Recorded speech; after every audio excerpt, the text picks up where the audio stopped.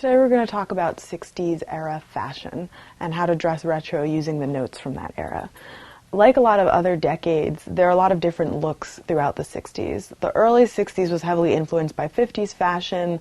There's a mod scene, and you see the continuation of pencil skirts as a really great outline.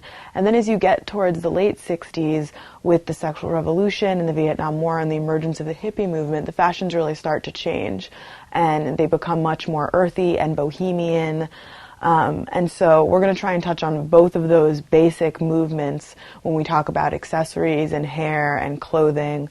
The 60s is a really, really, really great decade. We're only going to be able to talk about some of it, but the influences of that era still really exist today, and a lot of things that we wear today for every day were really first introduced in the 1960s. Right now I'm dressed in a mod style, but we're also going to show you hippie fashion, like I mentioned earlier. And hippie fashion wasn't really fashion per se, because it wasn't really about the clothes. It was more about what the clothes weren't, and we'll get into that more later.